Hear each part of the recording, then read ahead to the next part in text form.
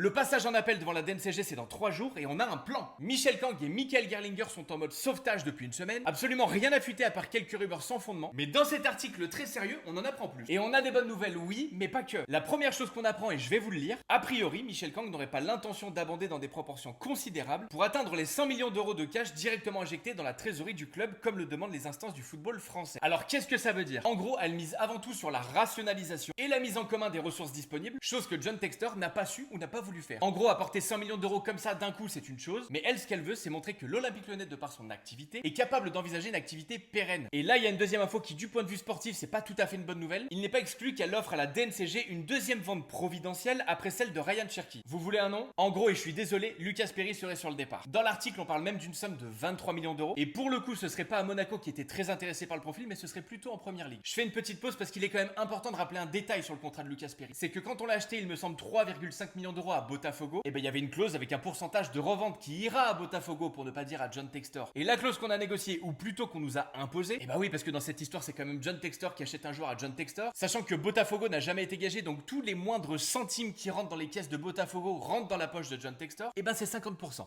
Voilà. Donc ne pensez pas qu'en vendant Lucas Perry, il y a 23 millions d'euros qui rentrent sur les comptes de l'OL, pas du tout. Mais on continue. Pour Textor qui a démissionné suite à la rétrogradation en Ligue 2, la méthode Kang-Gerlinger aura un avantage, ne pas diluer tant que ça son actionnariat au sein de Eagle. Il demeurerait écarté des décisions stratégiques sans retour possible. Ça c'est quand même ce que je vous dis depuis le début, il y a plein de Lyonnais qui sont contents d'avoir vu Textor partir. Bah le mec est parti, ok, mais il est encore là. On revient aux 100 millions d'euros qui sont exigés par la DNCG. Comment va-t-on faire du coup? Eh bien apparemment pour les sous qui manqueraient pour concrétiser cette somme, on ferait à nouveau appel à Ares. Mais cette fois-ci Ares ne veut pas prêter aveuglement, et bah oui parce qu'ils ont quand même pris une maxi-douille avec John Textor, et c'est ce qui explique l'arrivée de Christopher Malone au sein de l'effectif. Son intitulé de poste, qu'on soit très clair, il pue la merde. Il est spécialiste des reprises en main d'entreprises en difficulté. Il sera donc le garant pour Ares d'une gestion ultra rigoureuse. Grosso modo, c'est comme si Ares foutait une DNCG en interne au sein de l'Olympique Lyonnais. Et je le répète, ça fait pas du tout rêver, mais c'est peut-être l'une des décisions les plus intelligentes que j'ai entendues depuis tous ces derniers temps. Donc je résume, les 100 millions d'euros sont là, une partie financée par Michel Kang via Eagle, et le restant de la somme sera déposé par Ares. On se présentera jeudi très probablement avec une nouvelle vente, celle de Lucas Perry. Et enfin, dans une volonté de vouloir enfin transmettre un dossier béton, on présentera à la DNCG ce nouveau poste stratégique incarné par Christopher Malone, qui se voudra punisher et garde-fou des finances de l'Olympique Lyonnais. En tout cas, dites-moi ce que vous en pensez vous dans les commentaires, si vous êtes rassurés ou non. On reste connecté et dès qu'il y a une info qui sort, je vous la partage sur cette page.